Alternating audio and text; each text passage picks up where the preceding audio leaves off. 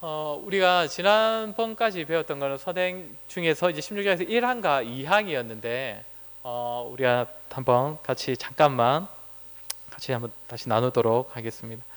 먼저 1항에서는 그 하나님의 말씀에서, 그러니까 성경이 가르치는 선행이 무엇이냐에 대한 얘기였습니다.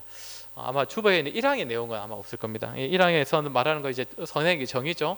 선행의 정의에서는 크게 두 가지를 기억해야 된다고 했습니다. 먼저는 하나님의 말씀과 관련된 것이다. 하나님께서 명하신 것에 대하여 순종하는 것이 선행이다라고 했고, 그 다음으로는 뭐라고 했습니까? 사람이 자기 그냥 그 임의로 이거는 선한 거야, 이거는 다른 사람한테 유익한 거야, 그래서 자기가 선행을 마음대로 정해서 지킨다고 해서 그것이 선행이 되는 것은 아니다라고 했습니다. 그러니까 자기 열심을 가지고 선행을 만들어낼 수 있는 것이 아니라는 겁니다. 그리고 이제 우리가 두 번째로 2항에서 배웠던 것은 선행이 어떤 유익을 가져다 주는가에 대한 내용이었습니다. 다양한 것이 있는데 그 중에 하나가 먼저는 선행이 우리가 가지고 있는 그 믿음의 열매, 믿음의 증거다라고 했고, 또 하나는 선행으로 하나님께 대한 우리의 감사의 마음을 보답할 수 있다라고 했고, 또 우리의 그 확신, 우리의 믿음을 더욱 견고하게 하고 또 형제의 덕을 세운다. 근데 우리가 선행을 할 때 다른 형제들이 그 우리의 선행을 보고 도전을 받아서 그들 또한 이제 선행의 길로 들어서게 되는 그런 이제 형제의 덕을 세우는 것이 또 선행의 역할이라고 했습니다. 그리고 복음을 더욱 아름답게 한다. 우리가 말로만 복음을 전하는 것이 아니라 실제로 우리의 삶에서 선행을 같이 겸할 때에 더욱더 복음이 효과적으로 드러날 수 있도록 한다는 것입니다. 그리고 세상 사람들, 특히 기독교를 비난하는 이런 사람들의 입을 막는 것은 다른 것이 아니라 우리의 선행이고, 또 이를 통해서 궁극적으로는 결국 우리 하나님을 영화롭게 한다. 우리 하나님께 영광 돌릴 수 있고 우리 하나님의 영광을 드러낼 수 있는 것이 선행이다라고 했습니다. 그리고 이제 이런 내용들은 조금 우리가 조심해야 한다고 했습니다. 이제 거룩함에 이르는 열매를 맺음으로써 영생을 얻을 것이다. 이 말만 들으면 마치 이제 선행이 영생의 조건이 되는 것처럼 얘기하는데 그런 것이 아니라 하나님께서 영생을 주시기로 작정한 자는 반드시 이런 선행을 만들어내게 된다. 이런 선행의 삶을 살게 될 것이다. 네. 오늘부터는 이제 3항부터 이제 나머지까지 한번 같이 보도록 하겠습니다. 이 3항의 내용은 3항에서 가르치는 내용은 그겁니다. 선행을 행할 수 있는 능력이 이제 어디로부터 오는가? 이게 선행을 할 수 있는 이 근원이 어디인가입니다. 뭐 우리가 잘 알겠지만, 자, 우리 한번 3항을 같이 한번 읽어보겠습니다. 천천히 한번 같이 읽겠습니다. 선을 행할 수 있는 능력은 결코 신자 자신이 아니라 전적으로 그리스도의 영으로부터 나온다. 또한 선을 행할 능력을 갖추려면 이미 받은 은혜 외에 동일하신 성령의 역사, 자기의 기쁘신 뜻을 따라 그들 안에 소원을 두고 행하시는 성령의 실제적인 역사가 있어야 한다. 그러나 성령이 특별한 역사가 없으면 아무런 의무도 행할 필요가 없는 것으로 여겨 나태해져서는 안 되며 오히려 열심을 내어 그들 안에 거하시는 하나님의 은혜를 부릴듯 일어나게 해야 한다. 네. 여기서 크게 말하면 간추리자면 세 가지를 말한다고 볼 수 있을 것 같습니다. 가장 먼저 말하는 것은 선행을 행할 능력이 어디로부터 온다고요? 그리스도의 영으로부터. 결국 우리 안에서 시작되는 것은 아니라는 겁니다. 사실 우리 안에 계신 성령님께서 시작하니까 우리 안에서 시작된다고도 말을 할 수 있지만 우리 것이 아니라는 겁니다. 말씀 한번 같이 읽겠습니다. 또 새 영을 너희 속에 두고 새 마음을 너희에게 주되 너희 육신에서 굳은 마음을 제거하고 부드러운 마음을 줄 것이며, 또 내 영을 너희 속에 두어 너희로 내 율례를 행하게 하리니 너희가 내 규례를 지켜 행할지라. 아멘. 선행의 정의에서 결국 하나님의 말씀, 하나님의 율법을 잘 지켜 행하는 것이 선행이라고 했는데, 여기서 뭐라고 합니까? 내 영을 너희 속에 두어 너희로 내 율례를 행하게 한다. 우리가 그 하나님께서 시키신 대로 순종하고 행할 수 있는 것도 결국 성령으로 말미암는다는 것입니다. 자, 그리고 또 하나 얘기하는 것이 무엇이냐면 이렇게 성령께서 우리에게 이제 주시는 그 성령께서 선행을 하도록 주실 때에 우리에게 어떤 역사를 주시는가, 어떻게 그 선행을 하도록 하시는가 하면 이 구절을 우리가 좀 자주 얘기했던 부분인데, 그들 안에 소원을 두고 행하게 하신다는 겁니다. 그러니까 선행이 아무리 하나님의 말씀에 순종하는 것이라고 하고 또 성령님의 역사로 선행이 이루어진다 하더라도 막 기계적으로 이루어지는 것이 절대 아니라는 겁니다. 하나님께서 성령께서 우리에게 선행을 행하도록 베푸실 때 소원을 두고 행하도록 하신다. 자, 빌립보서 말씀 이거 우리가 자주 읽은 거지만 한 번 더 읽겠습니다. 시작. 너희 안에서 행하시는 이는 하나님이시니 자기의 기쁘신 뜻을 위하여 너희에게 소원을 두고 행하게 하시나니. 아멘. 여기서 말하는 소원은 비나이도 소원이 아니라 우리 마음 가운데, 그러니까 어떤 것들을 행하고 싶어 하는 그 마음, 이거를 이제 소원이라고 표현했다고 했습니다. 그러니까 성령님께서 우리 안에 선행을 행할 수 있도록 역사하실 때에 이 마음을 주신다고요. 이 마음 없이 기계적으로 움직이시는 게 절대 아니라는 겁니다. 그리고 여기서 마지막으로 기억할 것은, 그러면 성령님께서 어쨌든 마음을 주신다 하더라도 그럼에도 불구하고 우리가 신경 써야 하는 것은 또한 우리는 우리대로 또 열심을 내어야 한다는 겁니다. 여기 빨간 글자로 되어 있는 거 보면 오히려 열심을 내어 그들 안에 거하시는 하나님의 은혜를 부릴 듯 일어나게 해야 한다.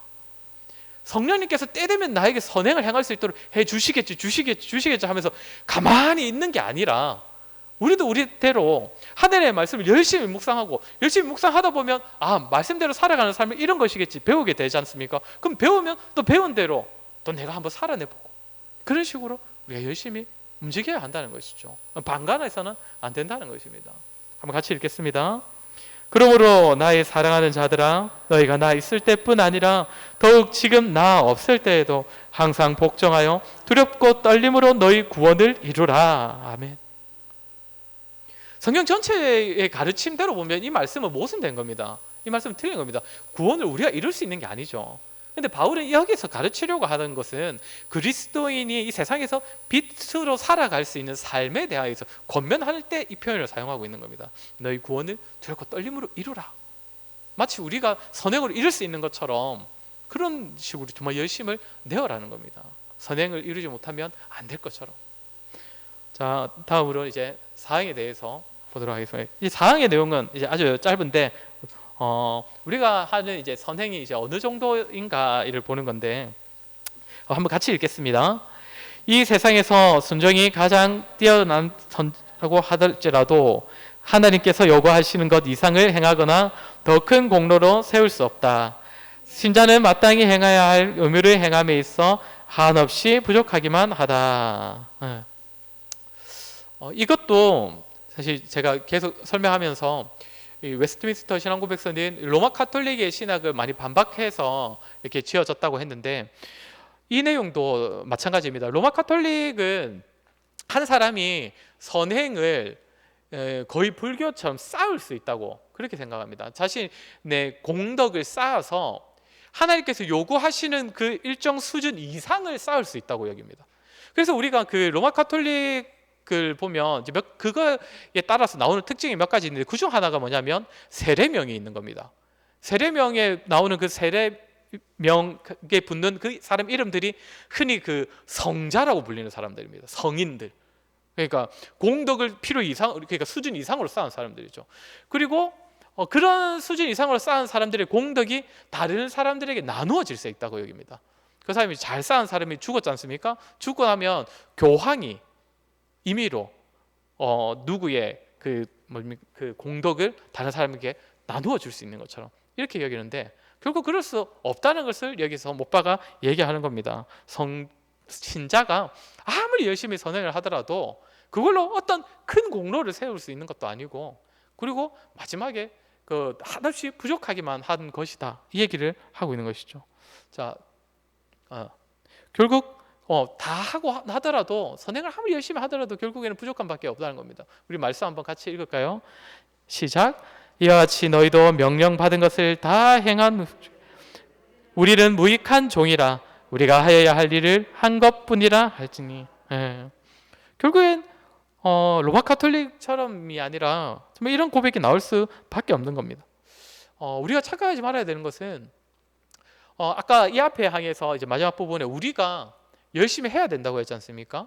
성령님께서 우리 안에 마음의 소원을 주시면서 행하시니까 우리도 그 마음을 힘입어서 우리가 열심으로 선행을 해야 되는데, 그렇다고 해서 이것이 뭔가 하나님 앞에서 엄청난 뭔가 공덕을 쌓는 것처럼 여기서는 안 된다는 겁니다. 결국 우리가 아무리 열심히 선행을 쌓고 살아도 마지막에 나올 수 있는 우리의 고백은, 그 사람이 정말 하나님 앞에서 정직하게 행한 선행이라면 이런 고백이 나올 수밖에 없는 것이죠. 무익한 종입니다. 이제 5항을 한번 보는데, 이게 4항과 조금은 연계되어 있는 부분인데요. 이제 5항은 어떤 내용이냐면 과연 우리가 이 선행을 함으로써 공덕이 막 엄청난 공덕이 쌓이지 않더라도 하나님 앞에서 어느 정도의 대가가 지불될 수 있을까? 우리의 선행으로 말미암아. 근데 특별히 여기서 말하는 대가는 우리가 2항에서 선행의 유익들을 다 살폈는데 그런 것들하고 다른 걸 말합니다. 여기서는 하나님께 받을 수 있는 뭔가 영적인 보상들을 우리의 선행으로 받을 수 있는 것인가에 대하여서 다루는 것이 5항입니다. 5항의 이제 앞부분인데 우리 한번 같이 읽어보겠습니다. 우리는 우리의 가장 선한 행위들로도 하나님께로부터 죄사함이나 영생을 얻을 만한 공로를 세울 수 없다. 그 이유는 우리의 선한 행위와 장래의 영광 사이에는 큰 격차가 있고 우리와 하나님 사이에도 엄청난 간격이 있기 때문에 이전에 범한 죄의 빛을 갚을 수도 없다. 자, 우리가 이 역시도 사실 로마 카톨릭에서 시행하는 것에 대해 반박한 부분이 큽니다. 저 계속 말씀드리지만 로마 카톨릭에서 행하는 것 중에 하나가 우리가 죄를 지었을 때, 죄송합니다. 그렇죠.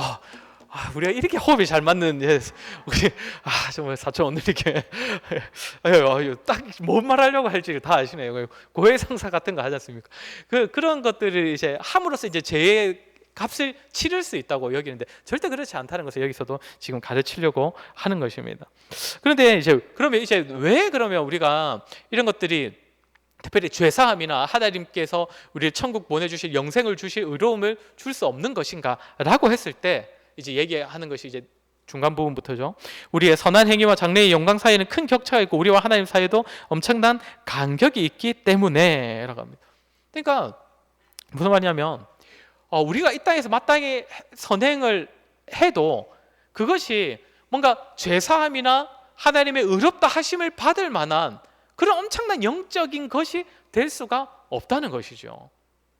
선행 자체가 아주 귀하긴 하더라도 그 영적인 보상을 얻어낼 만큼 귀한 것이냐? 그렇지는 않다는 겁니다. 엄청난 간격의 차이가 있기 때문입니다. 선행과 하나님께서 주시는 것은. 그리고 우리 존재 자체가 일단 하나님하고 너무 멉니다. 로마서 3장 20절 한번 말씀 읽어보겠습니다. 율법의 행위로 그의 앞에 의롭다 하심을 얻을 육체가 없나니 율법으로는 죄를 깨달음이니라. 행위로는 하나님께 뭔가 영적인 보상, 죄사함이나 또 의롭다 하심을 받을 수 있는 자가 아무도 없다는 것입니다. 그리고 또 무슨 얘기를 합니까? 또 이제 다음 장으로 넘어가 보면 이제 뒷부분인데 한번 같이 읽어보겠습니다. 가령 우리가 행할 수 있는 모든 일을 행하였더라도 그것은 다만 우리의 의무를 행한 것뿐이요 우리를 무익한 종에 지나지 않는다.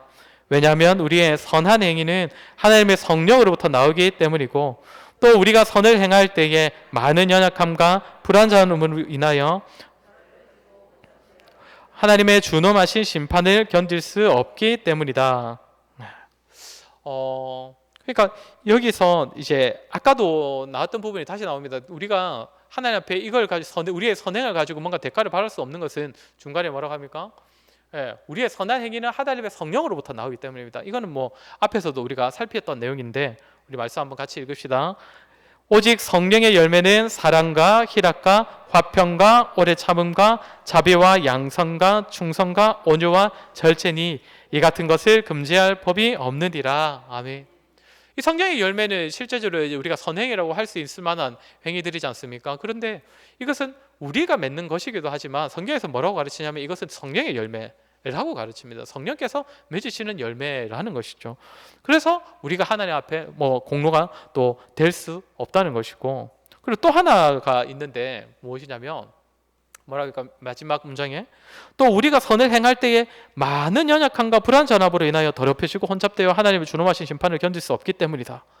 이게 무슨 말이냐면, 그러니까 성령의 도우심으로 우리 안에서 이제 진짜 그 선행이 시작이 되어서 이제 선행을 행한다 하더라도 성령께서는 분명 이제 100% 완전한 선행을 시행하려고 하시지만 우리가 아직 육신을 가진 존재이기 때문에 그 육신의 한계를 가진 존재고 아직 완전히 죄를 벗어나지 못한 존재이기 때문에 우리가 그 선행을 완전하게 구현해내지 못한다는 겁니다. 성령께서 시작하신 선행을. 그래서 우리의 선행으로는 절대 하나님 앞에 뭔가 인정받을 만한 죄를 심판을 피할 만한 그런 선행이 우리 안에서 절대 나올 수 없다는 것입니다.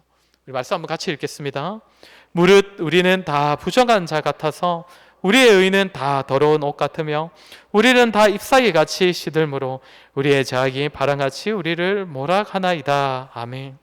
예, 성령의 도움으로 시작이 되었지만 우리가 그 선행을 하는 순간 우리 때문에, 우리 육신 때문에, 우리의 죄 때문에 더럽혀지고 완전한 선행이 불완전하게 되어버린다는 것이죠. 그래서 결코 우리의 선행은 하나님을 만족시킬 수 없다는 것입니다. 우리 6항을 같이 보시면 이제 6항은 그러면 선행을 시작하는 분도 성령님이시고 성령님께서 시작한 선행이 우리로부터 이제 드러날 때에 불완전하고 더럽혀진다고, 그러면 이제 우리의 선행은 아무 의미가 없는 것인가? 라는 이제 의미를 둘 수도 있지 않습니까? 이제 그에 대한 답이 이제 6항이라고 볼 수 있습니다. 우리 같이 한번 읽겠습니다. 그럼에도 불구하고 하나님께서 그리스도로 말미암아 신자들을 용납해 주셨듯이 그들의 선행 또한 그리스도 안에서 용납해 주신다. 그 이유는 이 세상에서 신자의 선한 행위가 하나님이 보시기에 흠이 없고 책망받을 것이 없지 온전해서가 아니라 많은 연약함과 불완전함을 수반하고 있을지라도 하나님께서 자기 아들 안에서 그들을 보시기 때문에 성실히 행한 것을 기뻐하시고 보상해 주시기를 기뻐하신다. 네, 너무 은혜로운 내용 아닙니까? 네. 뭐라고 합니까? 우리가 뭔가 하나님께서 우리의 선행을 용납해 주신답니다. 용납해 주신다. 그러니까 그것이 완전해서가 아니라 진짜 하나님께서 요구하시는 대로 100% 깨끗한 선행이 나와서가 아니라 용납해 주시는 겁니다. 그런데 용납해 주시면서 그들의 선행을 기뻐하신다고 하는데 기뻐하시는 이유가 뭐라고 합니까? 하나님께서 자기 아들 안에서 그들을 보시기 때문에. 아들 안에서. 근데 이 말을 이제 좀 더 이제 구체적으로 보면 이제 이 말씀을 우리 한번 같이 읽어보겠습니다. 시작. 그 기쁘신 뜻대로 우리를 예정하사 예수 그리스도로 말미암아 자기의 아들들이 되게 하셨으니 이는 그가 사랑하시는 자 안에서 우리에게 거저 주시는 바 그의 은혜의 영광을 찬송하게 하려는 것이라. 아멘. 네. 예수 그리스도 안에서 우리를 보신다는 그 말이 어떤 의미냐면 예수 그리스도로 말미암아 자기의 아들들이 되게 하셨느니, 결국 우리도 아들로 보신다는 겁니다. 그리스도 안에서 우리를 보신다는 거예요.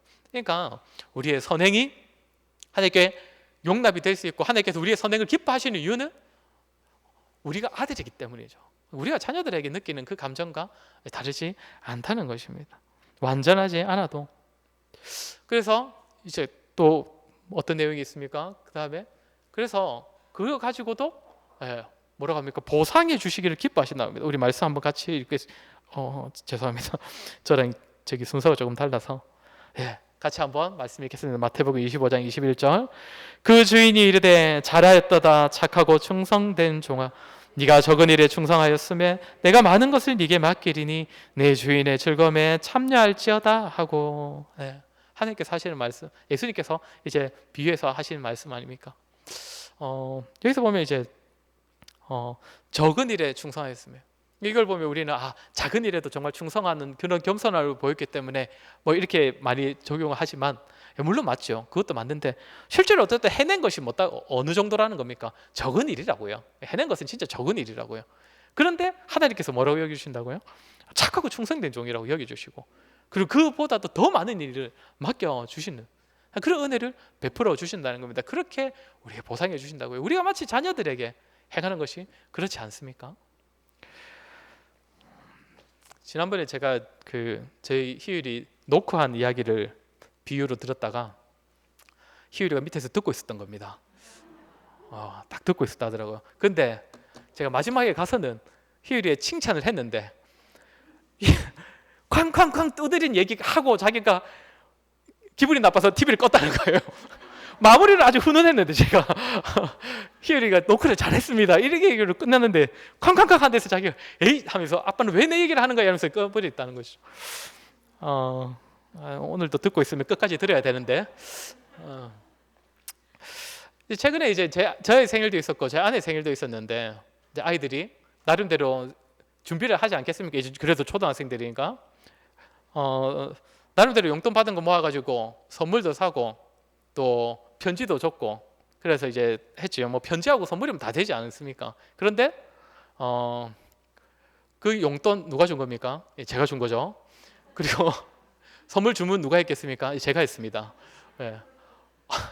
아빠 생일을 위한 편지를 적을 때는 엄마가 옆에 앉혀놓고 적었고요. 엄마의 생일을 축하하기 위한 편지를 적을 때는 제가 옆에서 일일이 불러주었습니다. 예. 이렇게 적으면 엄마가 좋아할 거야. 이렇게. 그럼에도 받았을 때 엄마 아빠의 기분이 어떠합니까? 너무 기쁘지 않습니까? 예. 저희 둘째는 제 생일 선물이라고 빼빼로를 주었습니다. 예. 평소에 자기가 먹고 싶어서 워낙 이제 아토피 때문에 저희가 과자를 잘 안 사주니까 자기가 평소에 먹고 싶던 빼빼로를 나는 못 먹어도 아빠라도 먹어라 라는 심정으로 주었는지 아빠 먹으면서 하나 주라는 심정으로 주었는지는 모르겠지만 빼빼로를 주었고 애들 그래도 남자라고 엄마 선물은 조금 더 비싼 걸 주었고 그것도 사실 제가 다 한 것이지만 그럼에도 아들이니까 맞죠? 아들이니까 그것이 너무나 기쁨이 되고 희찬이는 편지 써라 해도 절대 2줄 이상 잘 못 적습니다. 사랑해요, 감사해요가 거의 끝이고 희열이는 뭐 어디서 들었는지 이 죽일 죄인을 용서해 주세요 약간 이런 말도 적던데 그게 정말 저는 진심이 1도 아닐 거라고 생각을 하지만 어디서라도 보고 배운 그런 말을 가지고 흉내를 내는 뿐이지만 참 그걸 가지고도 참 기뻐할 수 있는 게 부모 마음 아니겠습니까? 참 그런 것 같습니다. 우리가 하나님 앞에 선행을 해야 할 필요가 있습니다. 진짜 하나님께서 우리를 점수 매기시려고 하는 것이 아니라 우리의 그 선행을 보고 자녀 보는 마음으로 정말 기뻐하시기 때문에 요구하시는 것이고 또 우리가 할 때 또 우리 하나님께서 그것을 더 우리 예상하는 것보다 더 귀하게 보시고 보상해 주신다고 하니까 우리는 때로는 버겁더라도 또 우리에게 보이는 그 섬기의 메일들 선행들을 참 열심으로 할 필요가 있는 것이죠. 우리 마지막으로 7항만 빨리 살피도록 하겠습니다. 우리 한번 같이 읽겠습니다. 이제 이거는 미안합니다. 주제가 뭐냐면 그겁니다. 불신자들의 선행은 그럼 무엇인가? 어떤 의미로 보아야 되는가? 이겁니다. 죄송합니다. 이게 제가 계속 못하는데 거듭나지 못한입니다. 시작. 거듭나지 못한 자들의 행위가 그 자체로는 하나님께서 명령하신 일이고 자신과 다른 사람들을 유익하게 한 것들일지라도 그 행위가 믿음으로 깨끗해진 마음에서 비롯된 것이 아니고 말씀을 조차 올바르게 행한 것도 아니며 하나님의 영광을 목적으로 삼은 것도 아니기 때문에 그들의 행위는 죄에 해당하고 하나님을 기쁘시게 할 수 없으며 하나님의 은혜를 받기에 합당한 사람으로 만들지도 못한다. 그렇지만 그들의 선한 행위들을 무시한다며 그것은 더 죄악되며 하나님을 더욱 진노하시게 만든다. 불신자들이 하는 그 선행은 어떻게 우리가 보아야 하는가? 조금 냉정하게 들을 수 있지만 그 사람들이 하는 그 행위가 그 자체로는 하나님의 명령하신 일이고 그리고 또 자신과 다른 사람을 유익하게 하는 일들일지라도 불신자들도 얼마든지 착한 일을 하지 않습니까? 불의에 돕는 것 보면 착한 연예인들 보면 엄청나게 불의에 돕고 뭐 이번에도 보니까 뭐 이태원 사건 벌어지자마자 연예인들이 바로 기부하고 이렇게 하던데 그런 걸 하면 자기에게도 유익하고 다른 사람도 유익하게 하지 않습니까? 그렇게 하더라도 그 행위가 믿음으로 깨끗해진 마음에서 비롯된 것은 아니고 아까 앞에서 우리가 예전에 살폈던 것이지만 그의 마음이 하나님을 믿는 믿음에서 시작된 것이 아니고 또 말씀을 조차 행한 것도 아니고 말씀을 순종하는 마음 그 믿음에서 한 것이 아니지 않습니까? 그 사람들은. 그리고 하나님의 영광을 목적으로 절대 하나님의 영광을 목적으로 한 건 아닐 겁니다. 자기의 이름 굳이 많이 드러내고 싶은 그런 마음이 없다 할지라도 하나님의 영광을 드러내고자 하는 마음은 아니었을 거라는 겁니다. 그렇기 때문에 그들의 행위는 어떻게 된다고요? 죄에 해당하고 또 하나님을 기쁘시게 할 수도 없고 그리고 하나님의 은혜를 받기에 합당한 사람으로 만들지도 못한다는 겁니다. 그러니까 악인들이 하는 그것을 우리가 하는 그 선행과 같은 의미를 절대 둘 수 없다는 겁니다. 우리보다 더 심지어 착하게 살고 심지어 세상에서 볼 때는 우리보다 훨씬 더 선행을 행하면서 살아가는 사람이라고 할지라도 그것이 하나님 앞에서는 절대 용납받을 수 없다는 것입니다. 말씀 한번 같이 읽겠습니다. 깨끗한 자들에게는 모든 것이 깨끗하나 더럽고 믿지 아니하는 자들에게는 아무것도 깨끗한 것이 없고 오직 그들의 마음과 양심이 더러운지라. 깨끗해진 자, 믿는 자에는 작은 것이라도 하나님께서 정말 깨끗하게 인정하시고 선행으로 받으시고, 그런데 믿지 않는 자들은 아무리 크고 많은 것을 하더라도 하나님께 인정받을 수가 없다는 것입니다. 그런데 이제 마지막으로 또 중요한 것은, 그렇지만 그들이 선한 행위를 무시한다면 그것은 더 죄악되며 하나님의 더욱더 진노하게 만드신다는 겁니다. 이것의 이제 대표적으로 이 구절을 이제 증명하는 대표적인 사건이 성경에 나오는 이제 소돔과 고모라이지 않습니까? 그전에는 세상 전부를 다 하나님께서 휩쓸어 버리지만 이제는 소돔과 고모라만 휩쓸었습니다. 노아 홍수 때와의 차이죠. 근데 소돔과 고모라가 왜 하나님께서 심판하셨습니까? 남들보다 더 음란하고 배역했고 더러웠기 때문입니다. 그래서 하나님의 더 큰 진노를 샀기 때문입니다. 그래서 세상 사람들 중에서도 악한 자가 있다면 그래도 착한 사람보다 더 하나님의 진노를 사게 된다는 것입니다. 자, 어쨌든 우리가 이제 이렇게까지 해서 선행에 대해서 우리가 배웠는데, 우리가 꼭 기억할 것은 선행은 우리의 임의대로 우리의 열심으로 하는 것이 아니라 정말 하나님께서 원하시는 그 삶이 무엇인지를 또 깊이 헤아리는 가운데 또 하나님께서 원하시는 그 삶에 순종할 때에 그것이 선행이 된다는 것이고, 그것 자체가 하나님의 엄청난 우리가 하나님을 보시기에 엄청난 공덕을 쌓는 것은 아니지만, 그럼에도 불구하고 하나님께서는 그리스도 안에서 우리를 보실 때 우리 역시 아들로 보시기 때문에 우리의 모든 선행은 하나님께 아주 큰 의미가 있고, 또 하나님께서 기쁘게 받으시고 또 그 선행에 따라서 보답도 해 주신다는 것입니다. 앞으로 정말 우리 하나님 기억하면서 하나님의 아들로서 우리 역시 거룩하고 또한 선을 힘쓰며 살아가는 저와 여러분 되기를 소원합니다. 함께 찬양하겠습니다. 430장 찬양하겠습니다.